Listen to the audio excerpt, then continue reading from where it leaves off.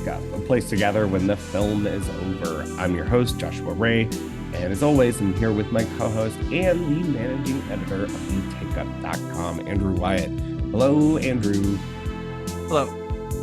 Today we are processing how to blow up a pipeline. There's our guest, Billy Rock of Do You Like Apples pick for the Gems of 23 program. First, we're doing Now Showing, and after the film, we are going to do a little game of Known For, how to blow up a pipeline, kinda edition.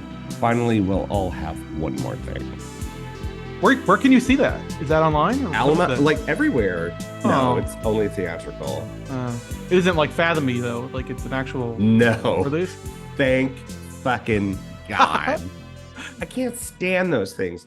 Hey, look, if they're listening to this, good. That whole setup is a fucking mess. I've walked out of several of those things. I mean, sometimes it's literally the only way to see something. The only way. Yeah, Rob Zombie's last film, like G-Kids reissues, like it's so annoying. a lot of first run anime. A lot of first run anime. It's the only way. Yeah, so it's it would make sense that you would think that that's a Fathom event, but no, it's actually showing properly all over places. That's Godzilla -1. Andrew, this movie was so shocking to me. Well, back up a minute. This is a sequel to Shin Godzilla, right? No, new movie. New movie. Okay. It is. So here's the dumbest thing about it. Think about the title. Okay. How you might have a Godzilla, then a Godzilla 2. Well, this is Godzilla -1 because it is a prequel. Okay. Now, in the kanji, it looks cool, but it's like all spelled out in English. Godzilla -1 MINUS. Oh, right. It's so stupid. It sounds like it would be like Godzilla's acoustic album. That is so funny because that's kind of what it is. So this film it starts at the end of World War II with a pilot who is a kamikaze pilot. And all of this is worked into the melodrama of this thing, who cannot commit and lands on an island where they do mechanical repairs of kamikaze pilot planes. And what happens is Godzilla attacks. This is the cold open of the film. And it's set in the dark. So at first I'm like, of course this is set in the dark. But no, it's actually done really well because you just get these glimpses of this particular Godzilla. The film that follows is high, very traditional melodrama, but it is steeped in a Douglas Sirkian irony and has some of the most incredible CGI ever done, and the way it's all rendered in these insane set pieces that are set up.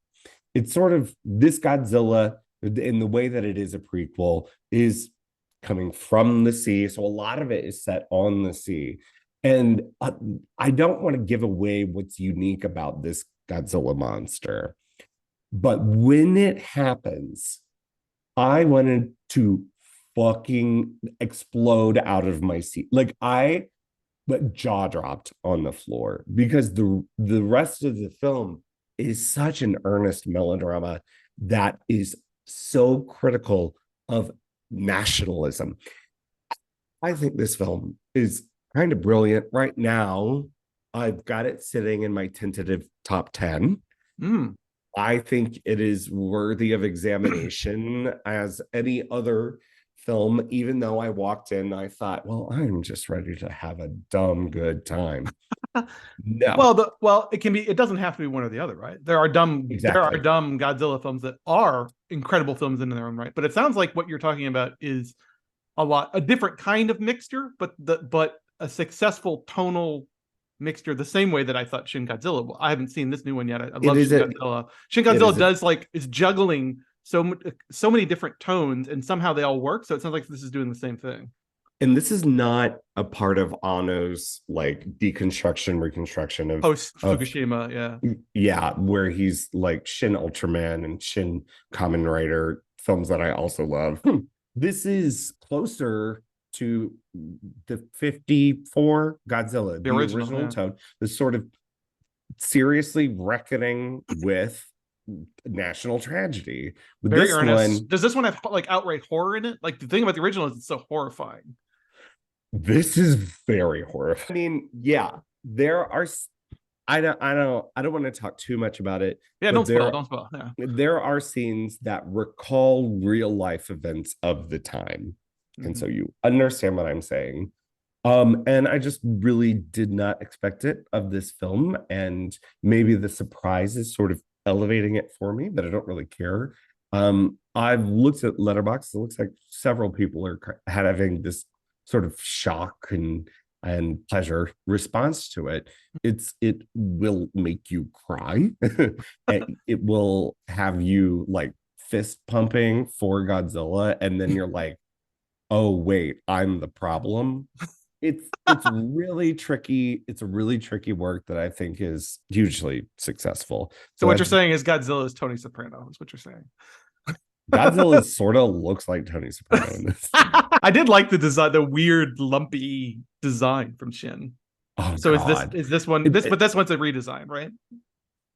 I mean, it is its own Godzilla. It isn't the Shin Godzilla. Mm-hmm. In that Shin Godzilla was, how can I look at the history of this creature using CGI and make it both look like a costume someone is wearing and animate that, you know? So Shin Godzilla is sort of about its own creativity. This one is just a scary fucking monster with a few tricks up its sleeve. And I haven't seen Shin Godzilla in a little bit, but for anyone who hasn't, Shin Godzilla is a Godzilla movie, but what if in the loop or the thick of it? And it just really a wild and film. Also incorporating by implication like every Godzilla movie from the previous 5 decades in terms of like the way he evolves in the different forms. The first form, baby boy with the goofy eyes. Yeah. Oh my God. All right. Something different. Now, Andrew, I'm gonna tell you. We may have to talk about this again, right? We might have to talk about this again. Because if I get a screener in time, it might be my pick for this series, because I want to talk about Frederick Wiseman with you, and maybe we'll get Kayla on. Anyway, that's no promise, but tell me about his newest film. I am not this is the third time we've talked about it on this podcast. If you recall. No, I don't. Yeah, because I was talking about it in Fall Festival preview, and then talked about it in the context of something with Kayla. I don't remember. I'm not saying the title because I still can't wrap my brain around it. And I have a French boyfriend who attempted to coach me. Yeah, I'm not great with French either. The French title, I'll attempt it, is Menus, Plaisirs, Les Trégois. I think that's as good as we're gonna get. As good as a Midwesterner can print it. It's Menus Pleasures. It's Menus hyphens Pleasures is the English translation from what I understand. And the Trégois are a French family. So this is Wiseman's latest. As I don't recall if I've ever talked about it on this show before, but I think I've talked to you privately about a documentary from 2009 that I absolutely love called El Bulli Cooking in Progress, about the final season at the avant-garde restaurant El Bulli, run by the Spanish chef. I'm sorry, I'm going to get this wrong if I don't look it up. Run by the Spanish chef Ferran Adrià, which is a documentary that I absolutely love. But it's a more traditional, and when I say traditional, it's a very observational documentary. But it's sort of 2 hours, and it's very tightly chronological. It follows the entire season of this molecular gastronomy restaurant, from the closing of the restaurant during the previous season, the 6 months that the chefs spend preparing the menu, and then the 6-month season beginning to end. And at the end, the climax of the movie is they show the sort of the menu exhibition book that they produce, almost like a museum. They produce like an exhibition book at the end. So that's a documentary that I've loved. I've talked about it passionately to a lot of people. I'm not even a foodie guy. I wouldn't, there's no universe in which you could call me a foodie, but I absolutely fell in love with this doc. This is that 4 hours long, directed by Frederick Wiseman. And instead of being about cutting edge Spanish molecular gastronomy, it's about like new variations on, it's hot cuisine, but it's new variations on French regional cooking. It's particularly follows the Tragois family, who have 3 different restaurants currently around Rouen, France. The movie kind of focuses on one in particular, but they all sort of get shown in the film. This is like a top 5 film for the year for me. I loved it. And I am not necessarily a Wiseman loyalist the way you are. I've liked all this movies. I don't think he's ever made a bad movie that I've seen, but I'm not like over the moon for him normally. Something about the confluence of, this is a proven formula that I already like, and we're going to stretch it to 4 hours, and we're going to put a 90-year-old master behind the camera. Yes. His patience, his sense for like letting things play out and exactly how he wants to assemble them is amazing. I mean, if you're not a foodie, I definitely think that maybe you're not going to enjoy it as much as a foodie, but it's so hypnotic. I think this is weirdly meditative in a way that a lot of, not that some, but not all Wiseman documentaries are, where, let me put it this way. There's a 16-minute sequence early in the film where we're watching, of the 3 restaurants, there's one that's a lot more rustic and is trying to give a more of a country restaurant vibe. The waitresses all wear like gingham floral dresses. They all look like sort of French rural people in the midst. But we're watching a food delivery to this sort of rural restaurant, and we're watching the chefs bring everything in and sort of prep it for the coming weeks. This is all stuff that can be prepped in advance, frozen, preserved, refrigerated, whatever. They don't need to do it the night of. Nobody talks. It's 16 minutes of delivery. There's like murmured asides. There's sounds, the ambient sound of the kitchen. But it's not kitchen nightmare screaming. It's just 16 minutes. And if you've seen Wiseman, you know, 16 minutes of people at work doing their jobs. But it's watching people, but it's not people doing their jobs in an office pushing paper. It's people working at the absolute heights. These are 3-star Michelin restaurants.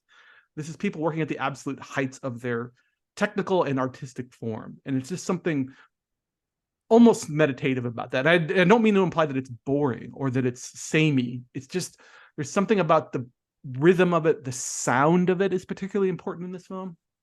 Wiseman spends a lot of more time on the sort of farm end of the farm to table equation than I was necessarily expecting. I thought it was going to be a restaurant movie, and it's really a movie about the entire philosophy of this family and how they approach food. They're very into like sustainability, organic, regional, local farming. So we spend as much time in the vineyards, the cattle farms, the dairies, the vegetable farms, the cheese-making productions, the wineries as we do the restaurant itself, because the chefs, and it's not just the head chef, it's his army of chefs, his sons and their chefs and all the people under them sort of go out into the community and are constantly checking with their suppliers to make sure everything is done exactly the way they want.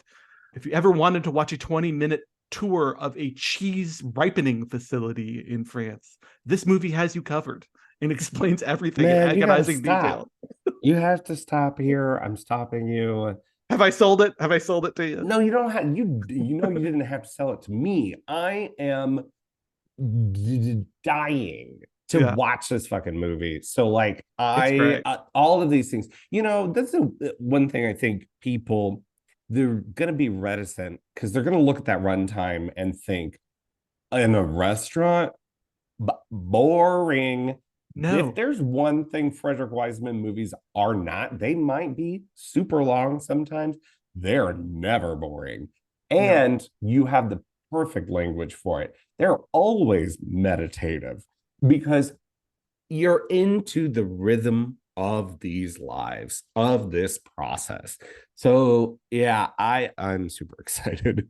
This is just it's the drama of life. It's the drama of art being made. It's the drama of the logistics, like there's art and then there's the technical aspects of like, I'm sort of sitting here marveling at the logistics of how the fuck they get this stuff out of the kitchen to people's tables on the schedule that they do. It's absolutely crazy ballet that they do. Yeah, so absolutely. I have no idea where you can watch this currently. I just watched it on a screener from Zipporah Films, so I feel bad for like talking about it in such glowing terms because I don't know where the average guess what? person can watch it. Sounds like we might have to talk about it again.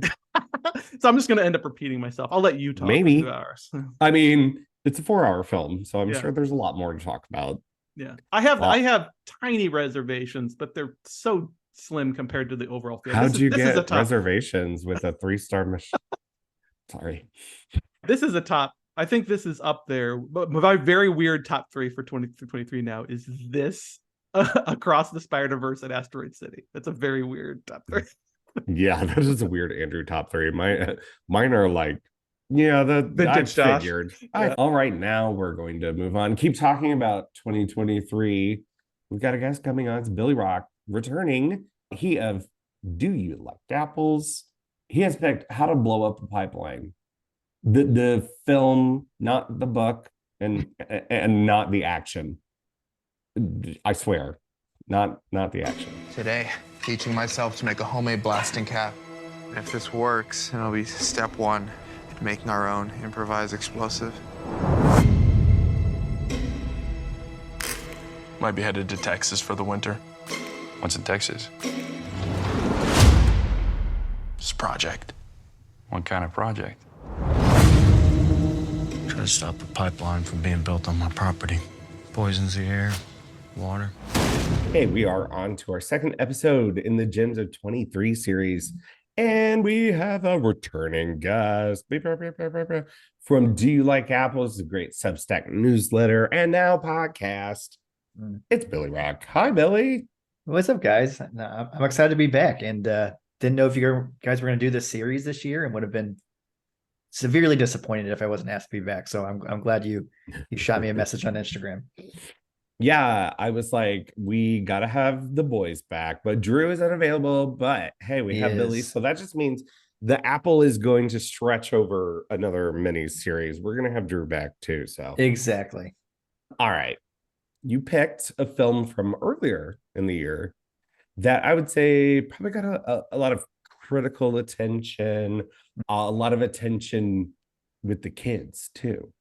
Lots of kids, yes. Don't you feel like How to Blow Up a Pipeline was sort of like a stealth, like cool kid, like, oh, you got to see this movie, but that was about it. I mean, it certainly works for our underrated or underseen thing because I'm sure most people don't know this exists, but like a small sensation on its level. Absolutely. And this movie hit a different chord with me kind of after I saw it. I liked it when I saw it. I liked it a good bit, actually. But as I was leaving, I saw it with Drew, and Drew and I were just talking in the lobby of Alamo, and one of the bartenders or managers or something said, we had a policeman come over to Alamo and say, we recommend you not showing this movie. So I don't know if that was just a lie this guy told us to kind of hype up the movie a little bit, but it got me way more hyped about the movie after the fact. I'm like, I'm seeing something that matters. And then I rewatched it last night, and I don't know how much this movie actually matters, but I like what it's going for, and I'm excited to talk about it. It's definitely an underrated gem from this year, I think. Well, I think you just like raised my estimation of this movie like half a point. Yeah, like, exactly. If that is true, and the cops are telling people not to see this movie, that's like a guidance counselor telling you something is cool. You just do the opposite of whatever they say. Exactly. Billy, by picking this movie, did you just put us on a list? Yes, I think so. We must have. Good. Do You Like Apples has been on a list for many months now, because I think we wrote about it. I think you're grossly overestimating how the range of influence that we have. Yeah, Do You Like Apples does have 185 subscribers, so we have a pretty big reach. Yeah. All right, just one of those has to be an FBI plant. Just one. Just one. But are they really an FBI plant? That's the question. All right, but yeah, let's get into the movie. It does feel kind of dangerous watching it, even though I have some reservations we'll get into that will make it sound not very dangerous. It is a film that kind of painstakingly goes through the process of building how to blow up a pipeline. It's there in the title. Are either of you familiar with the source work? Mhm. So what is it? It's a nonfiction book. Yeah. Okay, that's what I thought. It's a manifesto, essentially. It's the, see if I can get his name. Andreas Malm wrote a book in 2021 with this title. That's basically a manifesto arguing for direct action, sabotage, as a legitimate form of climate change activism. So the film is not the book. It's not like one of these things where like they took a book, a social issues book, and made a documentary about it, arguing for the same position. This is a very unusual case of a narrative feature being made from the sort of thinnest possible connection back to maybe like the ethos of a book, of a nonfiction book. It's like saying Godard's Weekend is based on Karl Marx or something, you know. Kind of. It's at least the title makes a promise and the promise delivers. So at least that it's good. But yeah, so I didn't mean to jump on you there a little bit. I did want to say that, make it clear to folks out there who didn't know this is based on a book, what the connection is. It's a strange connection. Yeah, exactly. And the only aspect I really know about the book, I was in Seattle earlier this year and saw the book, and it's just such a striking title. And I don't even know if I knew the movie was coming out, but I Googled it just to get a little bit more information on it. And like what Andrew said is right. It's kind of a manifesto, but I think it also takes somewhat real events in history and shows a scenario if more drastic action was taken. And like you said, kind of gives the perspective of we should be harsher, we should be more bombastic with our actions with climate change. And I found that perspective really interesting. So my experience watching this movie was subverted just by the blurb I read on the back of the book. Yeah, this movie is not a documentary of real events. It's not even trying to act like there's real events happening, and it's very mechanical, and kind of like I've seen a lot of Michael Mann comps with this movie, maybe Thief, and I'm not quite there with maybe that comp of, because it is procedural, but it's not, and it does teach you potentially how to blow up a pipeline, but the scenario they put themselves in takes a lot of leaps in you just trust that these characters are super smart, and I kind of bought in completely with the characters that were on screen. Yeah, me too. You do believe that they have done the research, they understand what they're doing, even though they are not professionals. They are people who are learning from things like how to blow up a pipeline that are, or at least like motivated by that type of material. They're probably getting all of this information on the dark web. One of the characters is on, what does he call it? Does he call it Bomb Talk? Like, it's something like that. Yeah.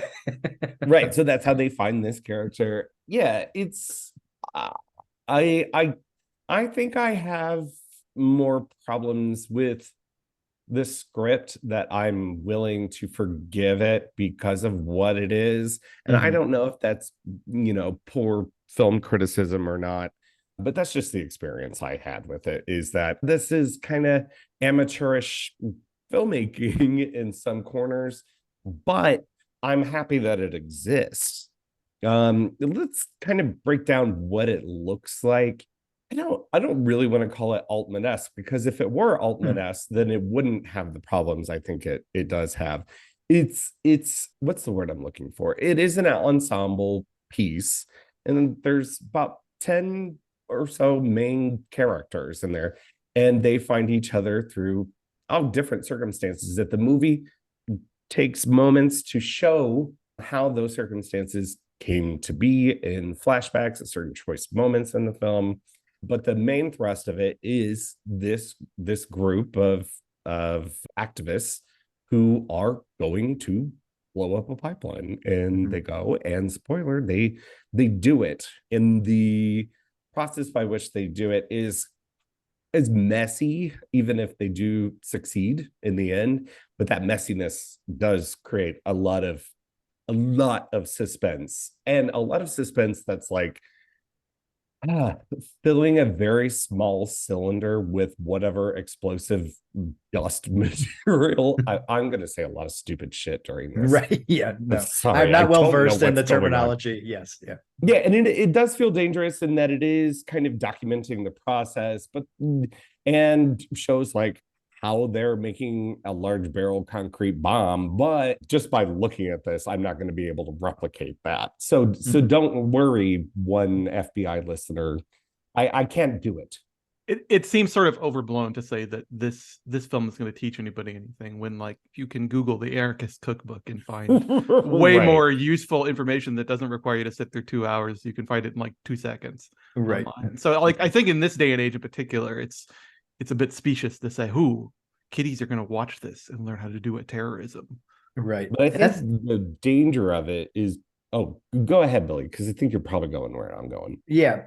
Well, I might be going a little bit different, but this is kind of on my rewatch when I said it. I don't know if this movie, I don't want to say doesn't matter, but I was less scared of the emotions that I felt the first time around. Like I with the cop warning Alamo Drafthouse not to play it out, it kind of amped up my feelings of like, oh, this movie is really dangerous. And then I watched it again, and I think it's really effective in the tensity that it builds up. And whenever somebody says, oh, this might explode, I'm like, oh shit, this might explode. Like cover your ears. Like I completely believe it. But yeah, the teaching aspects is not as scary, or yeah, I don't even know if I buy in fully to the message of the movie and all that too. So it's just an interesting loop that I've been playing in my head of, oh, this isn't that dangerous, but it is really effective. And it just an example of entertainment kind of being used to persuade in a certain way. And I find that really, really interesting. And Josh, you saying it's a little bit amateurish. I'm interested to explore that, because one of my takeaways from this is that I think Daniel Goldhaber might be a force to be reckoned with for these genre political thrillers in an interesting way. So, well, I was just thinking that the danger of this film isn't necessarily in being the Anarchist Cookbook, or is that what it's called? Alchemist? That's how it used to be called in the 90s. I don't know what it's called now. Right. There are probably a lot of imitators now. I think that it has the ability to incite. I think that it does that well. Yeah. Probably to a very particular audience who is of contemporaries with all of these characters.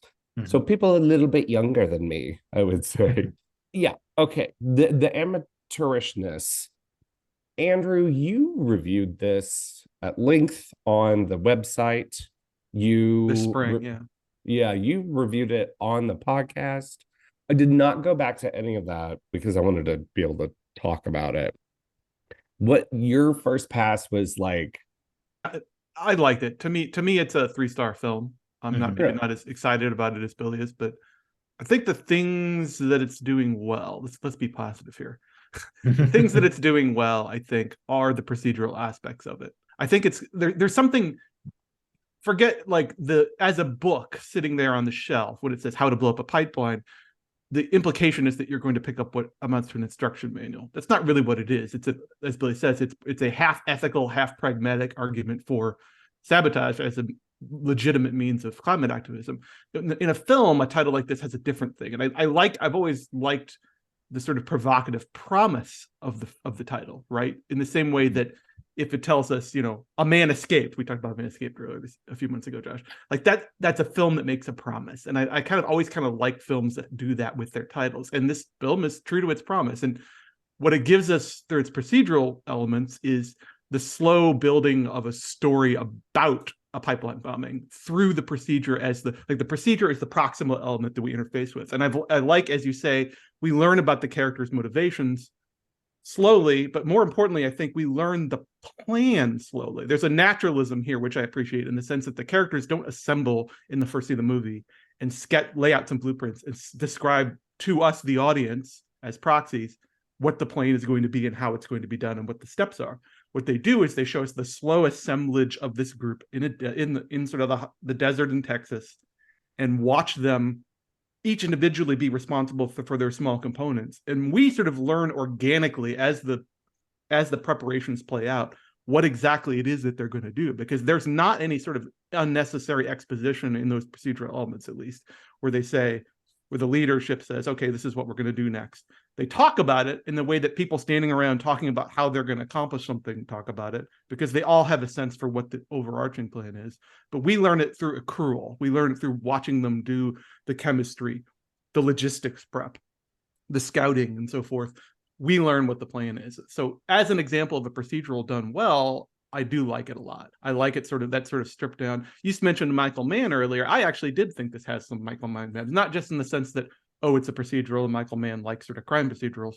Right. There's something about the mood here. It's melancholy, but it's also has a nervous energy to it that reminds me a lot of Fee for Heat, or another Michael Mann movie focused kind of heist principles. And that's what this is. It's not a heist movie in the Steven Soderbergh.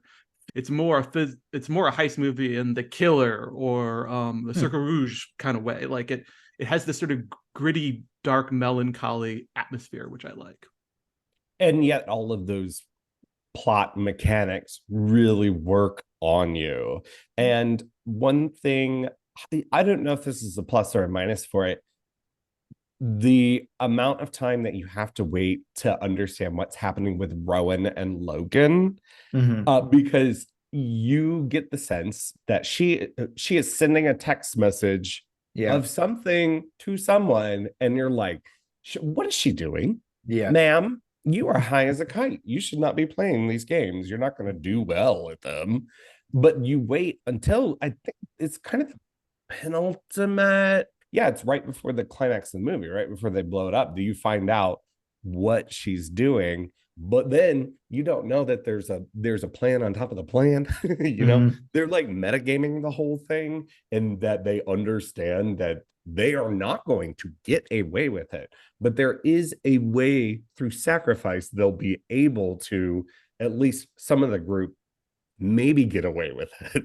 And part of that is that this character Rowan has brought in her boyfriend. I guess they're together. They're certainly horny for each other.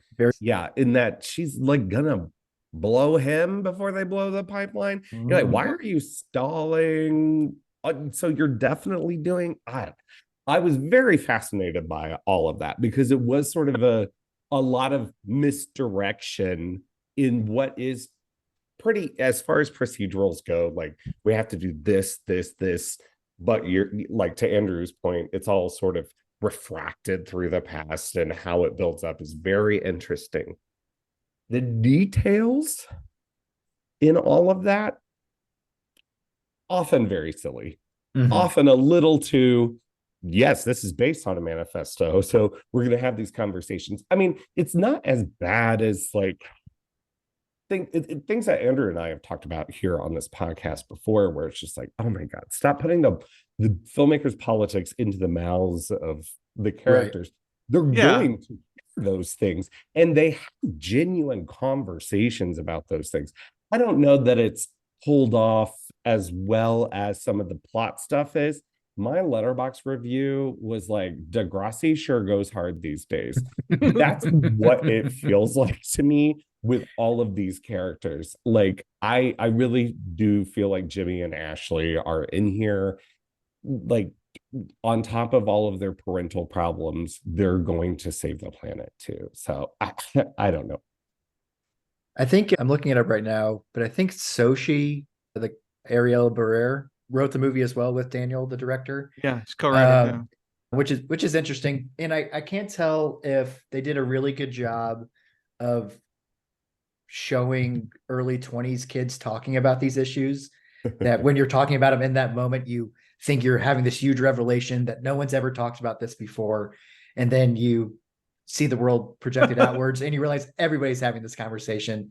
Or if the script just isn't good enough to where it was able to provide that nuance. But that's why I think it's a little column A, column B, because if you went back to 1995 and recorded me and my friends at our dorm rooms talking about politics, I'm sure we sounded like complete morons. For sure. So, but I also think that there is a failure here in to persuade. So if the goal, and I don't want to try to intuit the director's intention or or either writer's intentions, but it feels like a movie that fails in some level to persuade. Since it's based on a manifesto, I guess I went in expecting a little bit more of a movie trying to persuade me, not by talking at me, but by presenting a case for what is Mom's original case. It's that climate action is a good thing, both morally and philosophically and pragmatically.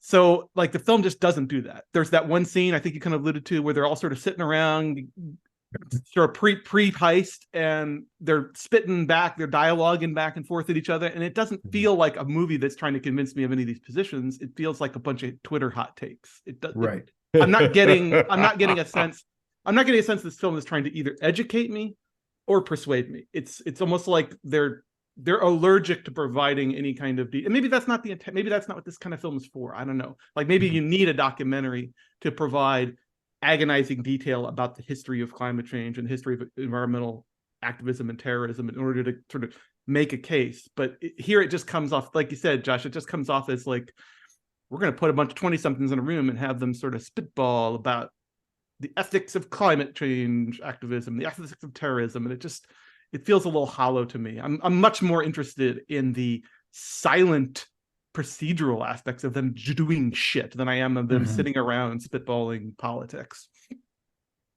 Yeah, and thinking about the characters that we have, it seems as if, it's a little like 4-quadrant strategy, or at least maybe like 8-quadrant. And like, let's pick a type that our audience, our proposed audience, will respond to. Let's get Joe America in there. And in the second half of the film, he will be wearing a crop top.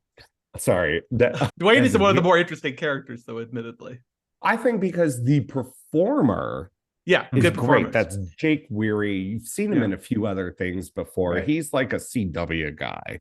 So he's a little bit older than these folks. I think the most interesting performances in the film are Weary and Forrest Goodluck as Michael, who's like the nihilistic native kid who's making IEDs in his backyard. Yeah. Them together. And I think it's because they don't talk as much because they're the more reserved characters. Yeah, for sure. So they're obliged to do a lot more with their nonverbal performance. I have to say that Forrest Goodluck might not talk as much, but he is doing a lot. Yeah. I found him very irritating in his amateurishness. I liked some of the more talky people. Like Sasha Lane is a face that's familiar to us, I guess, right? She's the one person I recognize. So I was like, if from anything, American Honey. And she kind of took me out of the movie because she's the one like famous pseudo famous person I saw. I was like, oh, why is Sasha Lane building a bomb? That's weird. Like this Lucas Gage kid, I know him from something. He's in the first season of White Lotus. If you've seen that. Yes. I really liked him in the movie. Just He's such a burnout, though. He's such a burnout. Yeah. It's that's why he's caricature. good. Yeah. And No, I he's find not. He's not. He's not. I hated Logan and Rowan, frankly. That's funny. Yeah. Which I think I'm supposed to. I think I'm supposed to clock pretty early on that they're like burnout potheads who have nothing really particular to contribute to this other than to throw a monkey wrench in things. But yeah, I kind of hated them. Rowan is played by Christine Forsyth, who's in Sharp Stick. That's how I remember her. Lena Dunham's Sharp Stick. That movie I fucking hated. I feel like we're dogging on this thing that for a movie is like thumbs up about this still. For sure. And it is everything Andrew was getting at. In general, I am so down for all of that. We talked about Escape from Alcatraz this summer, and that's the way to do this thing. Is I don't need flashbacks. I'm sorry. This is my thing with this movie. Yeah. I don't need the flashbacks. They feel very Lost, the TV series. Not physically lost. They are previously on Lost to me. And all of the flashbacks are like their origin stories. Like, come on. You could throw a line of dialogue at her leukemia, and I get it. And because I know how to watch a movie, like I can carry that with that character. And that's what I'm talking about. Like, I didn't want to call this like mosaic of people Altman-esque, because Altman would never do that. Like, he would let all these things come out naturally and through behavior. And that's where it always comes back to Kelly Reichardt. Oh yeah. Night moves. Night Moves. Yeah. Like, why I get why the impetus to do this, right? But I think about Night Moves, and I think about what is so rich about that, which is like, for me, it's still like lesser Reichert, but lesser Reichert is like better than everything, right? That movie gets into the psychology of activism and what it can do to kind of pervert your mind when you think you have the best intentions. You know that your dogma is the correct dogma. And the way that film unfolds and the very shocking thing that happens but makes sense is Dostoevsky, really, I've always said. yeah. And so that film might be after something else in that it is like a modern Crime and Punishment, sure, but it does contain all of this other stuff that happens in this film. It's like this is like half of Night Moves reductive. Again, I like this movie, but it's just hard to like. I think it's more admirable than the finished product. If I'm selling this film, I'm selling it on the procedural aspects, not even on its politics, not even on its. There are other formal aspects that are great. There's this great propulsive electronic score, which I think is another thing that makes me think of Man. Excellent editing. You know, I too kind of hated when the movie would just like stop cold and go into a flashback that didn't really add anything substantive. But I will give them credit. The editing on those cuts, those like smash cuts, is perfect. So well edited, great score. I'm talking this film up to people. I'm definitely talking it as, you want to see a great sort of modern, like the bank heist, the casino robbery. It's also played out. This is something that feels different. We're seeing there's no monetary. That's the other thing that makes it interesting to me. It's no monetary gain. It's an entirely ideologically based crime, which, you know, is terrorism for lack of a better word. But it's fascinating to see a film structured like a modern, jittery, again, slightly melancholic, nervous crime picture, but done about terrorism and done from a perspective of the filmmakers involved clearly are on the side of the terrorists. It's not a film with any ambiguity in that sense, or at least they're on the side that the same terrorists are on against corporate fossil fuel conglomerate evil. Right. I actually dug. I typically can't stand flashbacks, but I kind of dug. I think it's the editing that you brought up, Andrew. The way they cut to the flashbacks is really striking, and just the contrast with what is so like you're making your heart palpitate with the music and the editing and the procedural aspect, and then you just come to a halt and you're able to kind of sit with these characters a little bit longer. But there is a huge varying degree of the effectiveness of the flashbacks, which is where I agree. I think there's a world where we kind of praise Jake Weary as Dwayne. His flashback I found very interesting. The film crew coming in to do this horrible documentary short, it seems, to try to rally the troops that these kids are already doing. And the I think he could have. is the director of the film. Daniel Is it really? Goldhaber, right?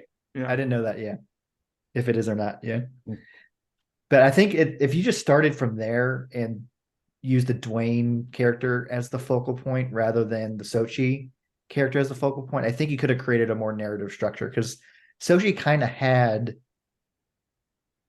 the weakest motivation for me, it felt like. And so her being the focus of, well, she did lose a parrot. That's pretty strong. It is strong, but I think that goes into the I don't know, that goes into the line of dialogue that maybe I could have just heard about and seen the emotion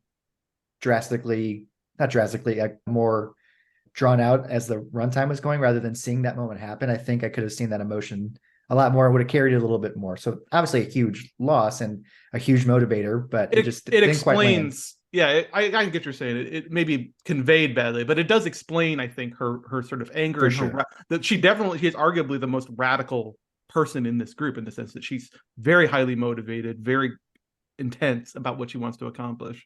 Mm-hmm. The de facto leader. I don't know if you can even say this as a leader. She's the face of it all, right? Yeah. Well, Josh, you mentioned the sort of 8 quadrant races and classes and motivations here.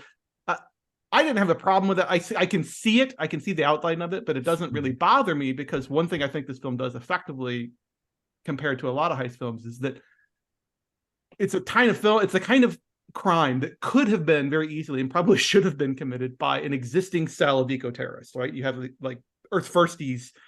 There should be an established group of Earth Firsties operating out of the desert in Texas somewhere who decide to make this their project. But that's not as interesting for us, the viewers. It's much more interesting to have a sort of motley crew of people with different backgrounds, different motivations here, being assembled together, having to work together despite their differences. It's fakey, but it's a lot more cinematically interesting, a lot more cinematically palatable, I think, to us as the viewer to watch this sort of ad hoc crew that's coming together for this one job, and then they're going to, by design, even if they succeed, they're going to disperse afterwards and never see each other again.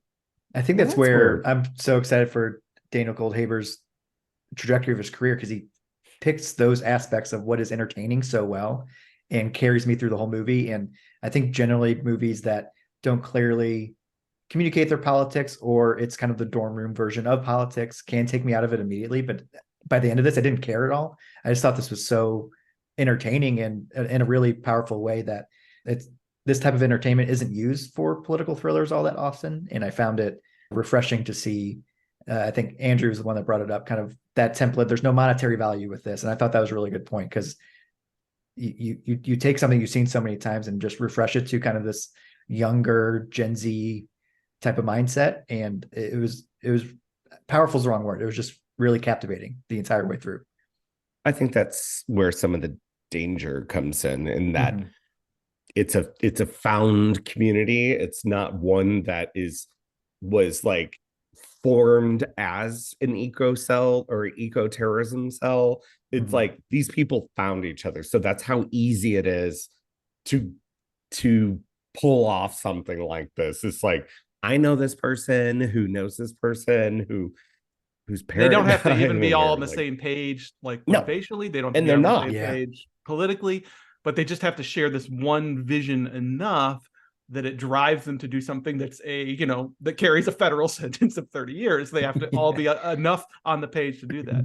I do want to say that I think there are emphases, things that I would change maybe about the emphasis that are slightly different about the different characters. Like I said, I think Dwayne's background is really interesting. I did like Shoshi's background and like her connection to her mother. The way that Sasha Lane's girlfriend just kind of comes along for the ride, mostly out of loyalty to her. Yeah. And then, but we get to see like her covering her tracks at her cleaning job, which is a fascinating, cool. Fascinating detail about the procedure, which is interesting. I liked one of my complaints is that Shoshi's college friend, Sean, we learned the least about him, but he almost has the most interesting motivation. He has no particular personal connection to this issue. He just got radicalized by doom scrolling social media, it appears, which is a really interesting, very modern way for somebody to become radicalized. I mean, raise your hand if you identify. No, I'm not going to blow up a pine for me. But we learn the least about him, and he just becomes sort of an accessory character, which is kind of disappointing. But yeah, and it's sort of still checking off the list of how this could happen, right? So let's have a character who doom scrolls. I can see the idea of this, like, here's this entire scenario, but I need to kind of put these things and fill these boxes in order to make it like a holistic, thematic, logical argument for it. And some of that stuff, as we're saying, is not sketched out as well as other things. But the Alicia character, Sasha Lane's girlfriend, who is played by Jamie Lawson, whose performance I really liked.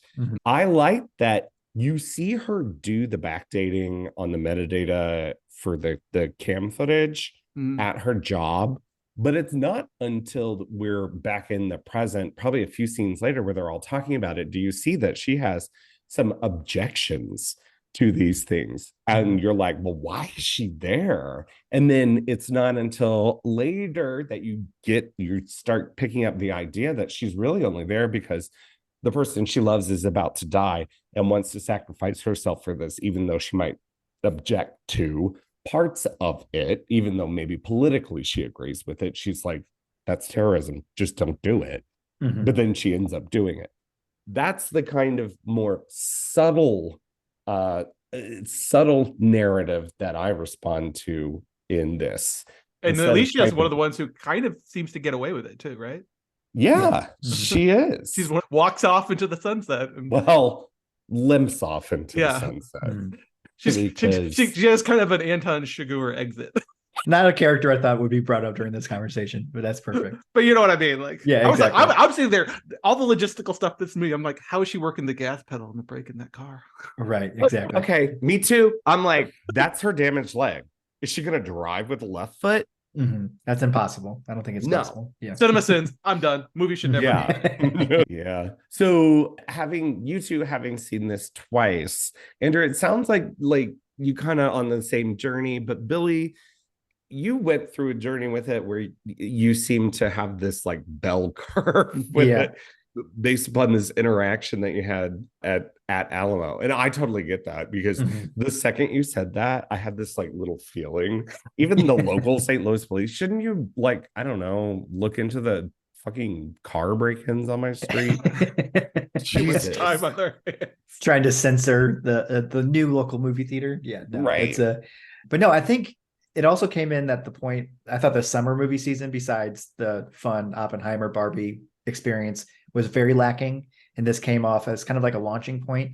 There just wasn't anything this summer that was as exciting for me as How to Blow Up a Pipeline, and then this winter fall movie season has been awesome. So it's kind of recontextualized where it's going to place for me throughout the year, but it's not obviously nowhere close to blockbuster filmmaking, but has the desire to pull those levers a little bit with No, but I a do structure you think, see before.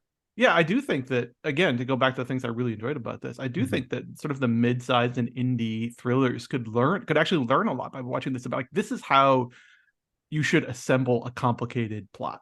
Like, Mhm. in terms of, again, sort of focusing on the heist itself. Like, I don't need to have everything explained to me. There's a time when Ocean's 11 is a lot of fun, but it's a fun, but it prioritizes fun over tension. And this is a film that does tension really well.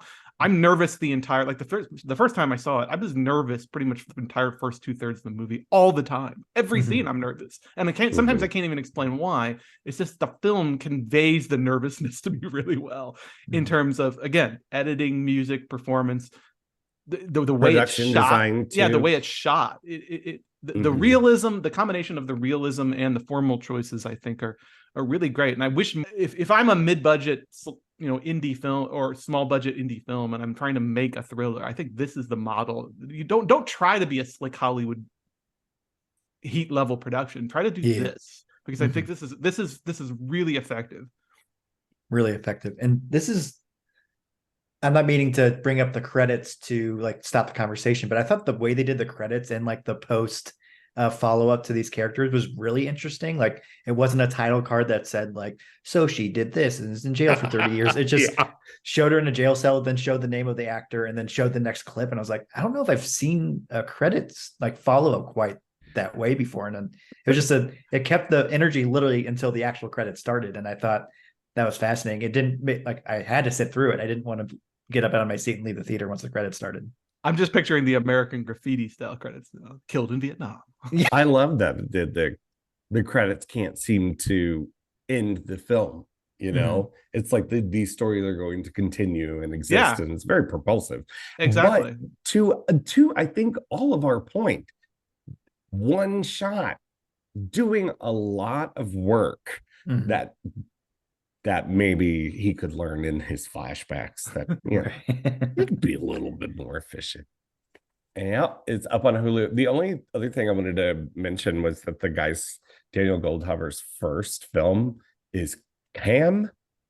Do you remember? Oh yeah. The kind of like Argent, what's his name? My guy? Argento? Oh my God. What I'm looking I didn't realize it was the same guy. Wow, that's crazy. Yeah. Great It's- movie. So it makes me think that he's less of like in the direction of making political statements and more like socio-political statements about Mhm. the internet or something. Like maybe The that's his Cam is trajectory. great though. Great movie. Have yeah, you seen I that? thought it was Billy? really good. Yeah, I've seen it. Wild. It was really, really solid. I thought it was going in a Thrill direction. It turned into fucking Lost Highway eventually. I didn't know what to make of that. Right. Just like life. Yeah. Yeah, I guess. Well, on that note, you guys want to play a game? Let's do it. All right, we're here for another edition of Known For, the IMDb game. That's a game where we try to guess what IMDb says some performers are known for. And Billy, this is your first time playing this with us. So what we're going to do is we'll each give to the other, and we'll do it in a little roundabout. I've got 3 performers. We're going to try to guess what their top 4 on IMDb is. 2 wrong guesses. We're going to start giving you years, and we'll let you know at the top if there's any voiceover work or TV work. And we've got to theme of how to blow up a pipeline. We have the fugitive Harrison Ford. Oh. We have the man behind murdering his family by blowing them up in Colors of the Flower Moon, Leo DiCaprio, and of the great film Blow Out, John Travolta. This is so strained. Oh my God. I love it. Is unhinged. I love it. Well, that's what you get with me. All right, let's figure out order. Who wants to guess first? Billy's guest. So Yeah, I'll give it a shot. I feel So you're gonna confident. guess Leo DiCaprio, right? Yes, and we're done his top 4, right? That's how IMDb Top works. 4. Yep. I'm gonna go with the Wolf of Wall Street. I think Correct. he'll be on there. Yes, all right, cool. Whoop. Am I doing all 4 or going around All about? 4. Okay. The Departed, Correct. nice. Titanic. Yeah. Oh, okay. 4 Yeah. for 4. Let's make this 4 for 4. Okay, I gotta talk out loud while I come up with other Leo performances. All right, so obviously he won for The Revenant, but I don't think that's on there. My shot in the dark is Blood Diamond. I feel like there's a huge Blood Diamond that hype a- out there. No, it's not yet.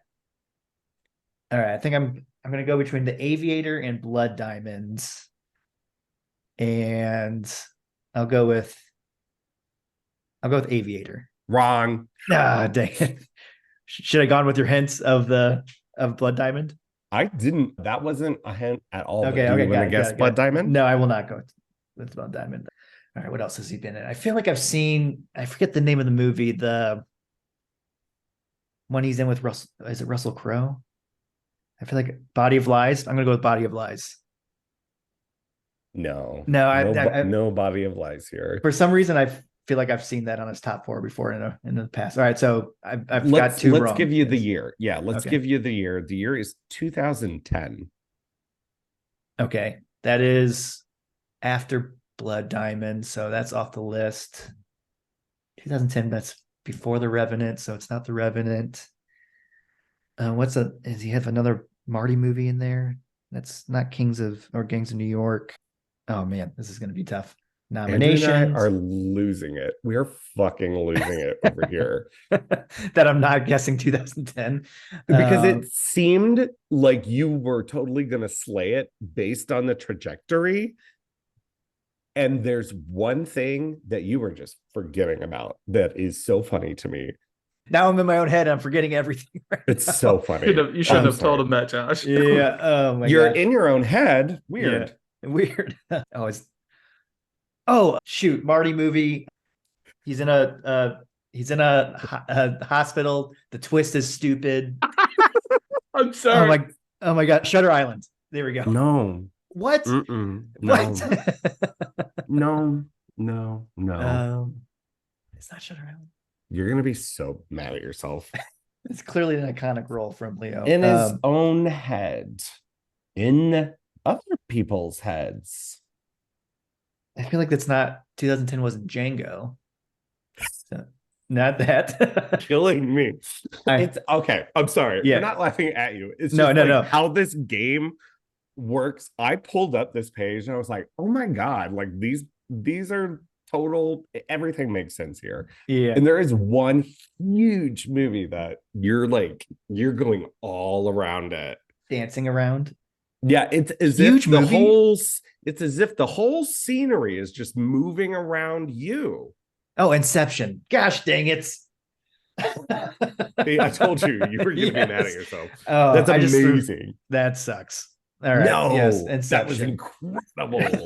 Good podcasting. No, Uh, I mean, how many times have both of us done that, Josh? It's Circled the same obvious thing. answer. And you're like, what could I be missing? Right. Oh, Robert De Niro's in Raging Bull? Sure. Yeah. Right. Oh, Yeah. That was All right. awesome though. Because I got there. I was like, man, this is so boring. Right. I got the first three so fast. Oh so man. fast. Mhm. I mean, I All think right. you're still winning. No matter how Josh and I do, I still think you're Yeah, going to win. don't worry about it. Yeah. All right, Andrew, you want to do Harrison Ford next? Yep. All right. Wait, is Billy doing this for me, or are you doing it again? We'll both take a look at his IMDb. Okay. All right, Harrison Ford. Let's start with Air Force One. Nope. Okay. Raiders of the Lost Ark. Yes. Okay. If I'm gonna pick a Star Wars, I'm gonna say Empire Strikes Back. No. No. Okay. So let's give you years. Mm-hmm. 1977, Okay. 1985, 1993. Would be original Star Wars, right? Yep. Okay. Original recipe Star Wars. And then you said 19. I'm sorry. You already told me. 1985 and 85. 1993. 85 and 93. 93 has to be The Fugitive. Yes. And 80, it's not Temple of Doom. That was 84. 85, man. While it is a popular film, it is not the kind of like tent pole blockbuster the other three are. Mm-hmm, man. I'm going to feel real stupid here, but I'm blanking. I don't know. don't This, think so. This one's pretty. It's not a deep cut by any means, but it's a Working Girl? No, but great great guess. I mean, you're in the era. Working Mhm. Girls only a couple years later. I This really don't know. is by a respected director, Mm-hmm. a respected Australian director. It is a thriller with some Witness? yes, There you yes, go. yes. Mhm.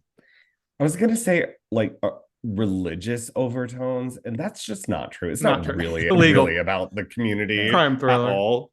Yeah.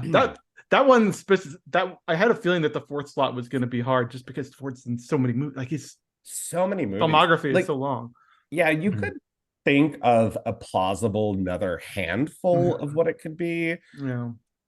However, I don't know. Like your first guess was Air Force One.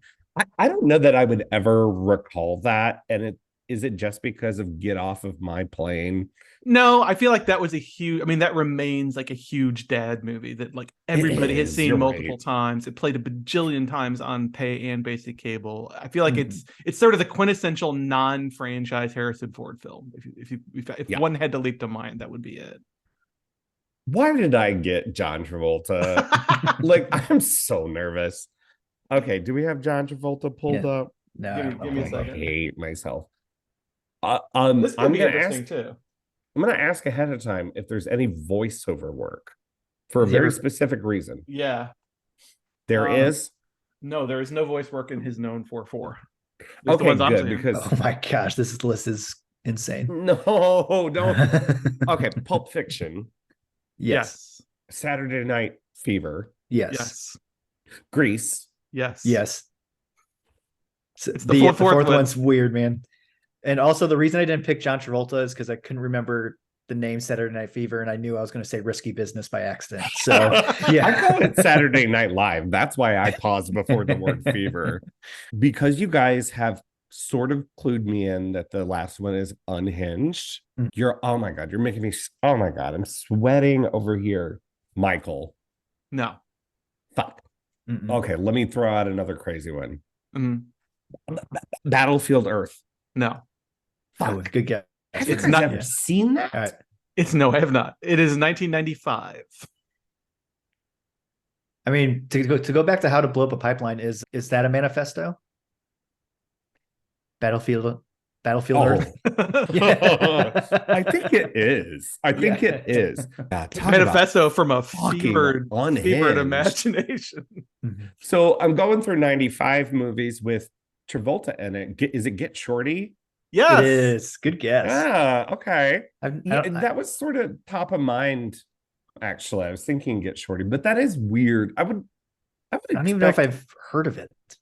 That's why. of Get Oh. Shorty. It was a Oh, yeah. big deal at the time. It was like his follow-up to Pulp Fiction, but that was Got a it. relatively popular movie. Elmore just- Leonard, isn't it? It's Yeah, like an and it's adaptation. Danny DeVito. I don't Renee remember Russo. Not Barry Sonnenfeld. Okay, got it. It's an okay movie. It's sort of what you would expect by looking at the cover. But I'm surprised because I feel like no one talks about that anymore. So No. like, who is looking up Get Shorty? I would have picked Woo. one of those other. I would have picked like one of his weirdo Like, action I would've movies, like picked Face Off, Blowout or Face Face Off. Off was going to be my next one. Yeah. or All like you say right. something from like the Michael. What is it? Premonition? No, not Premonition. Phenomenon. Yeah. From that Oh. from that era. Oh my God. What an era. His big comeback and Spectacular Fall. Lucky Numbers. Uh, Ooh. Kind of like that movie. All right, we did it. That was a lot of fun. Thank That you. was fun. Thank you for indulging. All right, every episode we round out. Oh, wait. What am I doing? Hey, Billy, do you want to do the last segment too? It's where we recommend something that we've been enjoying for the past since our last episode, or do you want Okay. me to outro you now? No, I'll stick around. It sounds fun. Okay. Do you have a thing you can think of that you recommend? Just movie, TV, whatever, or anything. Oh, anything. I think I've done. I did pecan pie. Josh there you did go. alphabetizing his DVDs or something once. right. But I'm just gonna go 'Tis the Season. I'm holding out with a real tree. I'm the last real Christmas tree.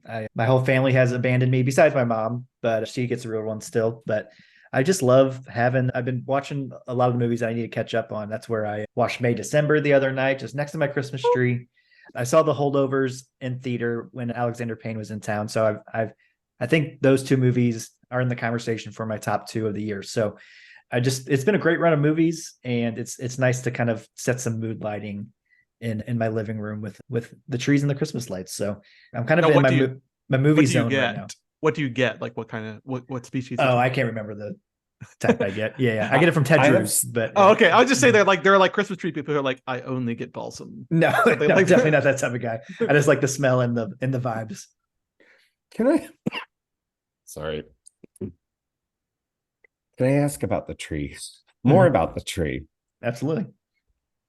Are there like bugs? Like I've never You I've don't have a heard sap that can bug happen, thing? but I've never had a problem with bugs. So There's Is it- sap. Sap is the problem. the sap is the Sap? problem. Yeah. Yeah.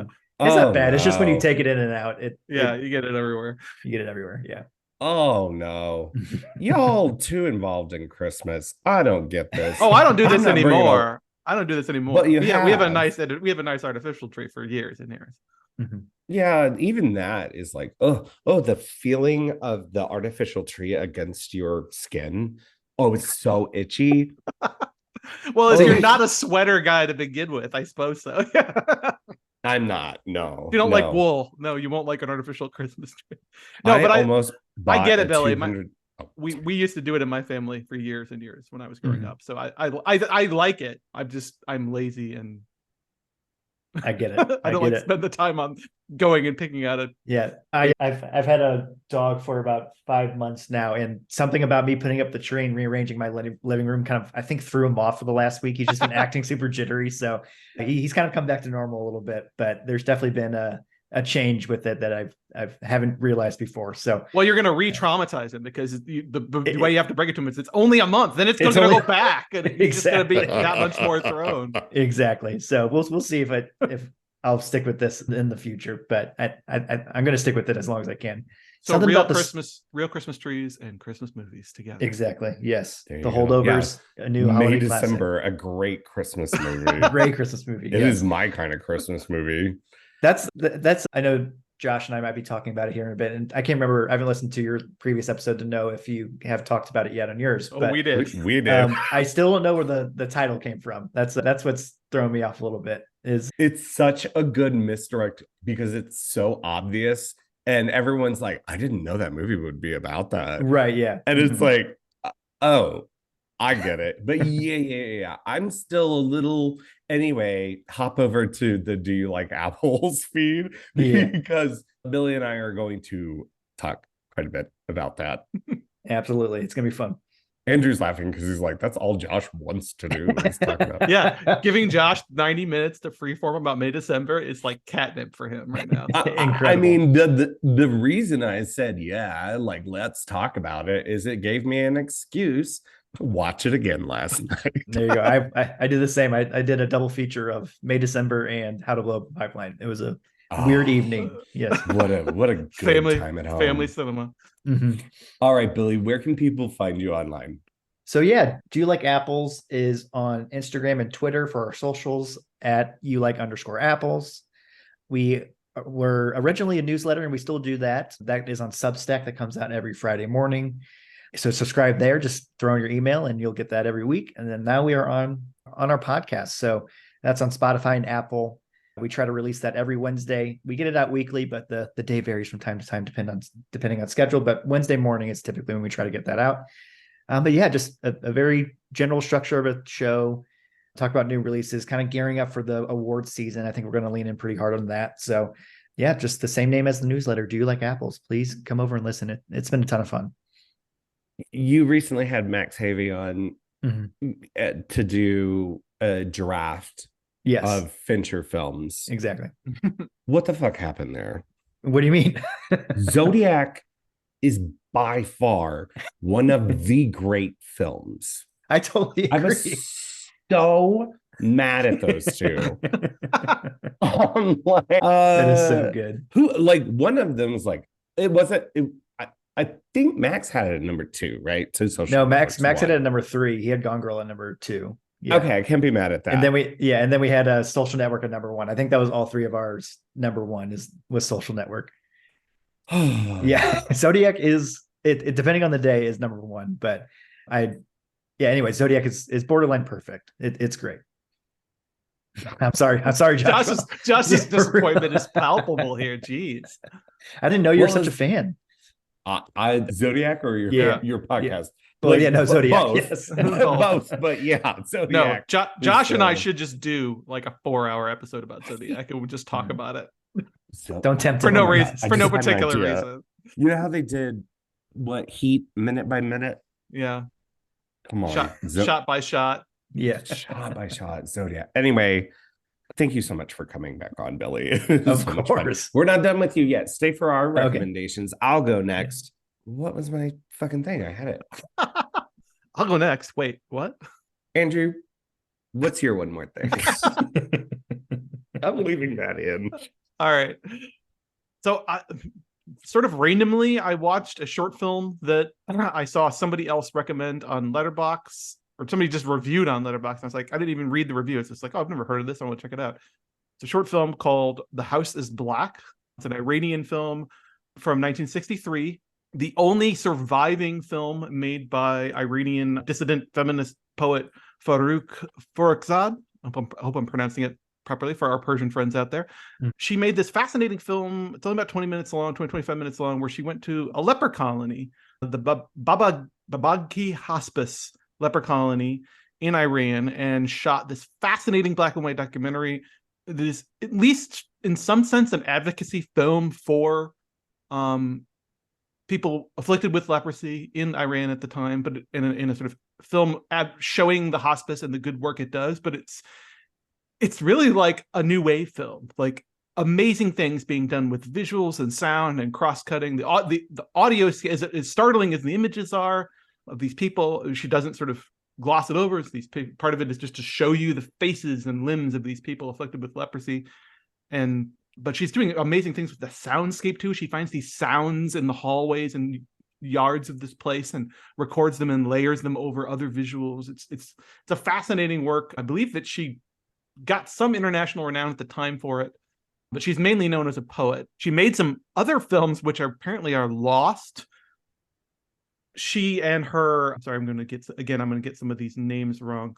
She and her partner, Ebrahim Golestan, who was a filmmaker, I think he only died a few years ago now, an Iranian dissident filmmaker, made a series of films in the cooperation with the pre-revolutionary Iranian state oil company about operations in the oil fields. But she apparently participated, co-directed / edited these movies, and they ended up being, because of her participation, they ended up being like abstract Wiseman-esque like meditations on the landscape and burning oil wells and the operations of like the fire safety crews. It's amazing. It sounds amazing, and they're gone. They've been lost. So anyway, this film is called, it's again 25 minutes of your time on Criterion Channel right now. So easily available to most of our cinephile listeners out there. The House is Black. It got me interested enough. I had never heard of her. Got me interested enough in her that I downloaded a book of her poetry to sort of dive into. She strikes me as imagine Emily Dickinson, but more erotic and more filled with religious guilt. Interesting. Yeah. and some right up my alley. Yeah. and somehow sadder than Emily Dickinson. So I loved it. So I guess the recommendation is for her short film, The House is Black, and also to check out her poetry, Farouk Farrokhzad.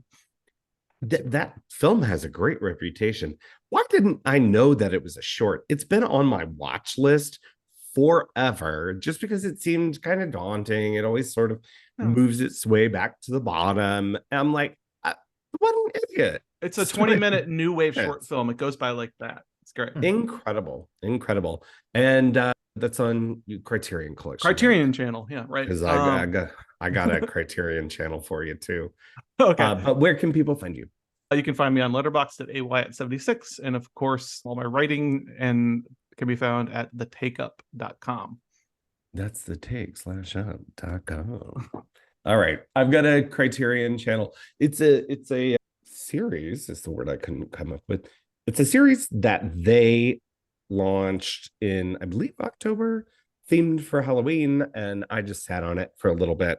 It is called Hopping Mad Vampires. It is about in Chinese lore, there are these figures about hopping vampires. Well, Sammo Hung, the great actor and director, made, and I don't know that they weren't in films before this, but in 1982 made a film called Encounters of the Spooky Kind. And it is, for those of you who know Sammo, it is very much him. It is just balls to the walls bonkers.